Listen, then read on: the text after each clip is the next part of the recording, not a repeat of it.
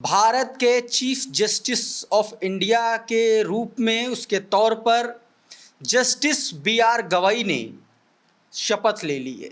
Justice Gavai Bharat के 52वें chief justice of India बन गए हैं। आज राष्ट्रपति द्रौपदी मुर्मू ने उनको शपथ दिलाई। इससे पहले जस्टिस संजीव खन्ना का कार्यकाल 13 मई को ख़त्म हो गया था, बीते दिन ख़त्म हो गया था और आज जस्टिस बी.आर. गवई जो है वो चीफ जस्टिस ऑफ इंडिया बन गए। Justice B R. गवई का जो कार्यकाल होगा चीफ जस्टिस ऑफ इंडिया के तौर पर वो 7 महीने का होगा।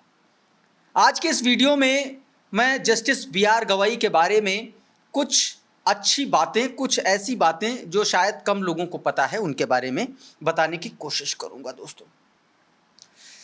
दोस्तों जस्टिस बी.आर. गवई आप सभी को पता है कि दूसरे दलित चीफ जस्टिस ऑफ इंडिया हैं, लेकिन बहुत कम लोगों को पता है कि जस्टिस बी.आर. गवई इस देश के पहले ऐसे चीफ जस्टिस ऑफ इंडिया हैं जो बौद्ध धर्म से ताल्लुक़ रखते हैं, जो बौद्ध हैं।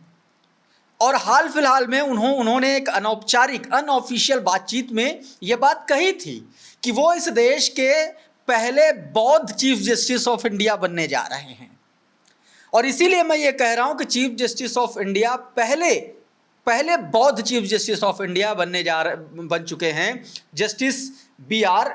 गवई। दोस्तों इससे पहले जो दलित चीफ जस्टिस ऑफ इंडिया की बात कर लें तो इससे पहले के.जी. बालकृष्णन ने इस पद पर रहे थे। 2007 में वो सुप्रीम कोर्ट में चीफ जस्टिस ऑफ इंडिया बने थे। और अब जो है जस्टिस बी.आर. गवई। दोस्तों जस्टिस बी.आर. गवई के जो पिताजी थे उनका नाम था सूर्यभान गवई। और सूर्यभान गवई के बारे में मैं आपको बताऊं, वो बहुत बड़े, इस देश के बहुत बड़े अम्बेडकरवादी नेता थे। और ना सिर्फ नेता थे बल्कि वो रिपब्लिकन पार्टी ऑफ इंडिया के संस्थापक सदस्य थे।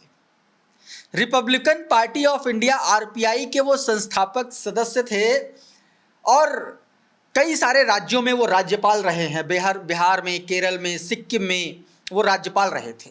अब तो नहीं है जस्टिस बी.आर. गवई के पिता सूर्यभान गवई, लेकिन वो बड़े अम्बेडकरवादी नेता, बड़े अम्बेडकराइड और रिपब्लिकन पार्टी ऑफ इंडिया के संस्थापक रहे हैं।